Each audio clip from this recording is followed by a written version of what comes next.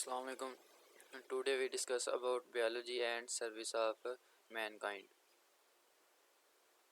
Biology and service of mankind. The science of biology has been helping mankind in many ways. कहता है कि biology ने human beings की बहुत सी field में हेल्प की है. किस किस फील्ड में हेल्प की है वो देखते हैं. कहता है in increasing food production. It is also help in combating diseases and in protecting and conserving environment. कहता है biology ने ह्यूमन बींग्स की तीन फील्ड्स में मदद की है. पहली है फूड प्रोडक्शन में कि फूड प्रोडक्शन को बायोलॉजी की मदद से हमने इंक्रीज़ किया. उसके बाद है कम्बैटिंग डिजीज़ को कंट्रोल करने के लिए हमने डिफरेंट लिविंग ऑर्गेनिज्म को यूज़ किया.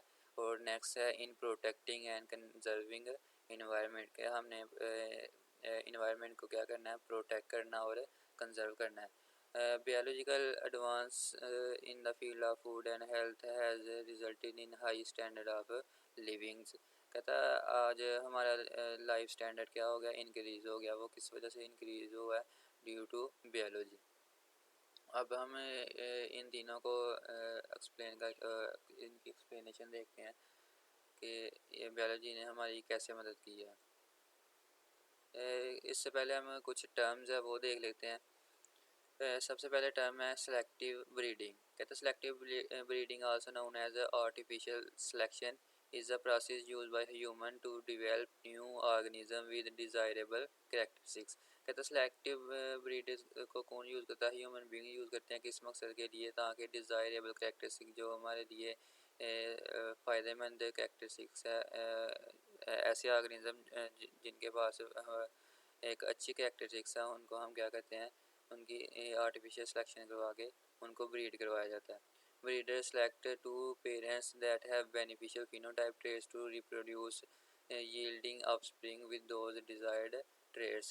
For example कहता है हमारे पास एक काऊ है जो दूध ज़्यादा देती है और एक को ऐसी है जो दूध कम देती है. तो हम ब्रीड किससे करवाएंगे, ऐसी काऊ से जो दूध ज़्यादा देती है. ठीक है, इसको क्या कहते हैं, आर्टिफिशियल सिलेक्शन या सेलेक्टिव ब्रीडिंग. इसी तरह दूसरी क्या करें, एक बकरी है वो जो बच्चे पैदा करती है उससे हमें गोश्त ज़्यादा मिलेगा. तो हम और एक बकरी ऐसी है जिसके बच्चे जो पैदा होते हैं वो साइज़ में छोटे रहते हैं. तो हम सेलेक्टिव ब्रीडिंग में किसको यूज़ करेंगे, ऐसी बकरी को जो जिसके बच्चे क्या होते हैं, बड़े होते हैं, और उनसे हमें ज़्यादा गोश्त हासिल हो सकता है. उसके बाद सेकंड टर्म है जेनेटिक इंजीनियरिंग. कहते हैं genetic engineering also called genetic modification और genetic manipulation is the direct manipulation of organism genes using biotechnology. कहता है इसमें हम एक लिविंग ऑर्गेनिज्म के सेल में से क्या निकाल लेते हैं, डीएनए निकाल लेते हैं, जीन निकाल लेते हैं. ठीक है, इसको क्या कहते हैं, जीन निकाल के उसको दूसरे एनिमल्स के सेल में क्या करवा दिया जाता है, इंट्रोड्यूस करवा दिया जाता है, इंसर्ट करवा दिया जाता है. इसको क्या कहते हैं हम, जेनेटिक इंजीनियरिंग.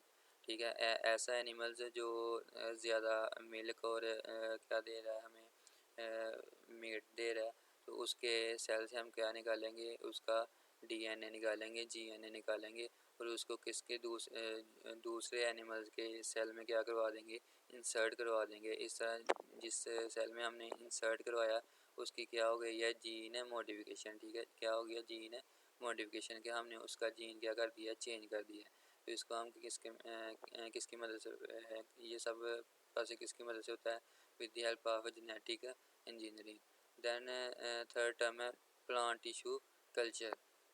कहता है plant tissue culture is a collection of technique use to maintain और grow plant cells tissue organs under sterile condition on a nutrient culture medium of known composition. कहता है प्लांट टिश्यू कल्चर में हमें plant से एक cell लेते हैं या टिश्यू लेते हैं या ऑर्गन लेते हैं, उसको कहाँ रखते हैं, एक न्यूट्रिएंट कल्चर मीडियम पर. ठीक है, कहाँ रखते हैं, न्यूट्रिएंट कल्चर मीडियम पर. और इस सेल टिश्यू या ऑर्गन से दोबारा क्या बन जाता है, डिफरेंट प्लांट्स बन जाते हैं. फिर हम देखते हैं इंक्रीजिंग फूड प्रोडक्शन. बायोलॉजी में हमारी मदद कैसे दी है फूड प्रोडक्शन को बढ़ाने में. कहता plant production has been tremendously increased by improving existing varieties and developing new high yield and disease resistant varieties of plants and animals used as food। कहता कि हमने बायोलॉजी की मदद से जो एग्जिस्टिंग वैरायटी जो पहले से मौजूद वैरायटीज़ हैं उनको क्या किया, इम्प्रूव किया और नई वैरायटीज़ बनाई हैं जो कि डिज़ीज़ रेजिस्टेंस ही जो कि डिज़ीज़ रेजिस्टेंस है। किन की वैरायटीज़ बनाई है, प्लांट्स और एनिमल की, ताकि हम उनसे ज़्यादा से ज़्यादा फूड हासिल कर सकें। प्लांट्स भी बहुत से ऐसे हैं जिनसे हम ज़्यादा फल ले सकते हैं, ठीक है, ज़्यादा लकड़ी ले सकते हैं। इसी तरह डिफरेंट एनिमल्स है, जैसे ब्रेलर्स हो गए, गोट वगैरह हो गई या को हो गया, ठीक है। बायोलॉजी की मदद से हमने क्या किया कि जो पहले से वैरायटीज़ थी उनको इम्प्रूव किया और प्लांट्स और एनिमल्स जो हमें ज़्यादा फूड प्रोवाइड कर सकते थे उनको हमने क्या किया, उनकी नई वैरायटीज़ बनाई है with the help of selective breeding या दूसरा जेनेटिक इंजीनियरिंग। सेकंड कह रहा है plant animal breeders have developed दो selective breeding using principle of genetics new better varieties of wheat, rice, corn, chicken, cow and sheep. कहता plant और animal breeders ने क्या किया कि ऐसे प्लांट्स और animals for example wheat, rice, corn, chicken, cow and sheep, इनको क्या करवाया, इनकी जेनेटिक इंजीनियरिंग करवाई है और सेलेक्टिव ब्रीडिंग करवाई है ताकि हमें ज़्यादा से ज़्यादा मिल सके, फूड मिल सके। कहता poultry breeders have developed broilers for getting quick and cheap white meat. कहता जो पोल्ट्री ब्रीडर्स हैं उन्होंने क्या किया कि ब्रायलर की जेनेटिक इंजीनियरिंग और सिलेक्टिव ब्रीडिंग करवाई है ताकि हमें सस्ता और जल्दी जो मीट है वो मिल सके। पहले जो देसी मुर्गा होता है वो तकरीबन 6 महीने से 1 साल में एक फुल साइज़ का मुर्गा तैयार होता है, लेकिन ये जो ब्रायलर है ये तकरीबन अप्रॉक्सीमेटली 28 डेज़ में एक अच्छा खासा मुर्गा तैयार हो जाता है, ठीक है। तो इससे हमें क्या फ़ायदा हो रहा है कि हमें सस्ता भी मिल रहा है और जल्दी भी मिल रहा है।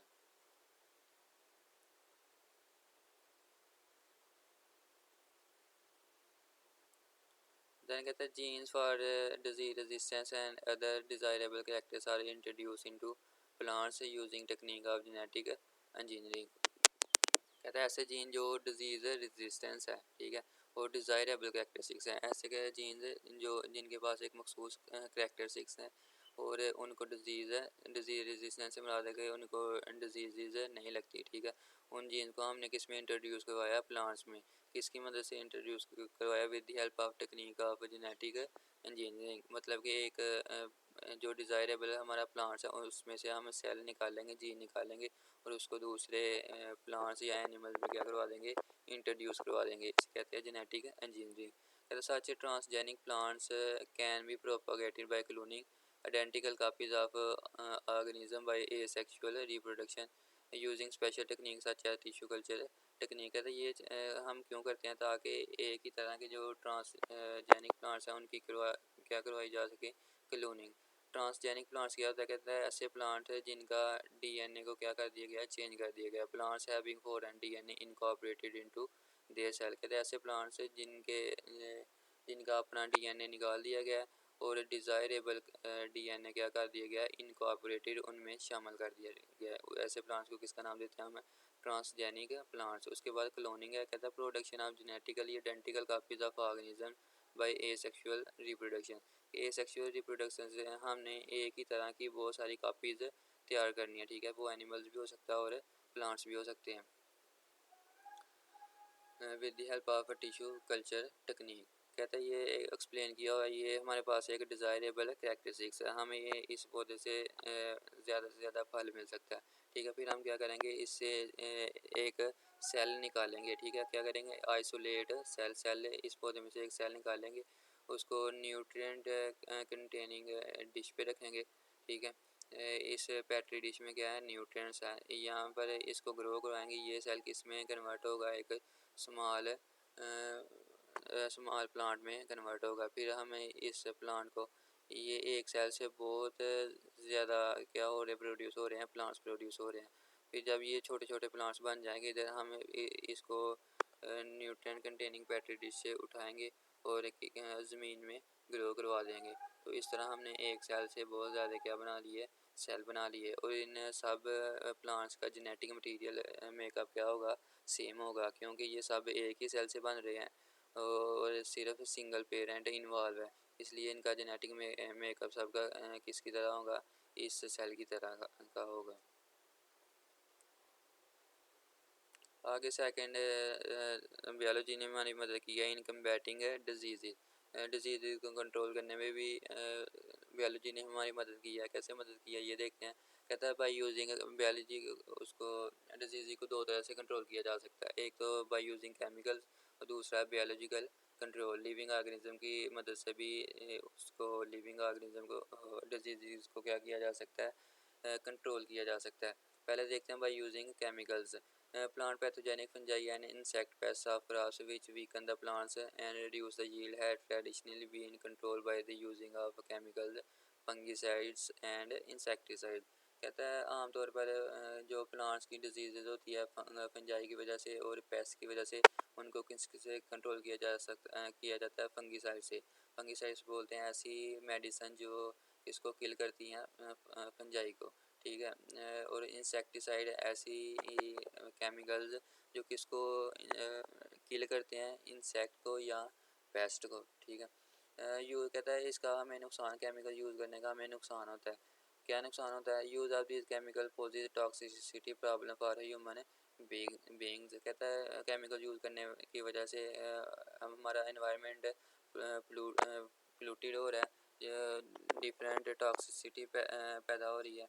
Moreover, there are chances of insect become resistant to the effect of these chemical। वो कहता है उसके अलावा ये हम एक और ये भी नुकसान है कि ये जो फंगस है और पेस्ट है ये इन केमिकल के खिलाफ रेजिस्टेंस पैदा कर सकती है। मतलब कि अगर हम केमिकल यूज़ करेंगे भी तो ये केमिकल इनको किल नहीं करेंगे। तो ये केमिकल यूज़ करने के दो नुकसान थे कि एक तो इसकी वजह से टॉक्सिसिटी पैदा हो रही है, मतलब कि इन्वायरमेंटल पोल्यूशन पैदा हो रही है। दूसरी के चांसेस हैं कि ये जो फंगस और इंसेक्ट्स हैं ये क्या कर लेंगे, केमिकल्स के ख़िलाफ़ रेजिस्टेंस पैदा कर लेंगे, तो ये केमिकल फिर इनको किल नहीं कर सकता। कहता है इसकी बजाय फिर हम क्या यूज़ करते हैं, बायोलॉजिकल कंट्रोल की मदद से डिजीज़ को कंट्रोल करते हैं। हम इसमें एक लिविंग ऑर्गेनिज्म की मदद से दूसरे लिविंग ऑर्गेनिज्म को कंट्रोल करते हैं। For example biological control eliminate all such hazards। In biological control, pests are destroyed by using some living organism that compete with or even eat them up। कहता है हम बायोलॉजिकल कंट्रोल में क्या करते हैं, पेस्ट को किसकी मदद से कंट्रोल करते हैं, with the help of living organism. Paste को किसकी मदद से कंट्रोल करते हैं, with the help of living organism. कहता है ये लिविंग ऑर्गेनिज्म या तो इन पेस्ट के साथ कंपटीशन करेगा या फिर इनको क्या कर देगा, किल कर ईट करके क्या कर देगा, किल कर देगा। आगे एग्जांपल दी हुई है, कहता है an aphid that attack walnut tree. कहता है एक एफिड है, ठीक है, ये किसको अटैक करती है, वालनट ट्री को। कहते हैं इसको फिर हम किसके ज़रिए कंट्रोल करते हैं, with the help of wasp, ठीक है, किसकी मदद से कंट्रोल करते हैं, with the help of wasp. कहता है ये इनको पैरासिटाइज, इनको पकड़ती है और क्या कर देती है, किल कर देती है। ये आगे एक्सप्लेन किया हुआ है। कहता है ये जो है ये वेस्प है और ये क्या है, एफिड है, ठीक है। वेस्प क्या करती हैं, ये अपने एग को एफिड के अंदर क्या करती है, इंसर्ट करती है। इंसर्ट करने के बाद इसमें एग डिफरेंट मॉर्फोलॉजी के ज़रिए ग्रो करता है और जब एग ग्रो कर जाता है तो ये जो एफिड होती है ये क्या हो जाती है, किल हो जाती है, ठीक है, मर जाती है। ये मरने के बाद ये जो इसमें एग प्रोड्यूस हुआ ऑफस्प्रिंग में, ये इससे बाहर जो मम्मी है, मतलब कि किल होने के बाद एफिड को हमने किसका नाम दे दिया, मम्मी का। ये जो फिर वेस्प इस मम्मी में से बाहर आएगी और दोबारा क्या बन जाएगी, अडल्ट फीमेल बन जाएगी। इस तरह एफिड वेस्प की मदद से हम किसको कंट्रोल करते हैं, एफिड को। नेक्स्ट रेफरेंस है बायोलॉजी फर्स्ट ईयर, ठीक है, गुजरा वाला और लाहौर बोर्ड की जो सिलेबस है। नेक्स्ट असाइनमेंट है, कहता है discuss biology in service of Mankind in the field of disease control. के बायोलॉजी ने डिजीज़ को कंट्रोल करने के लिए ह्यूमन बींग्स की कैसे मदद की है, आपने उसको एक्सप्लेन करना है। This is all about today lecture. Thank you.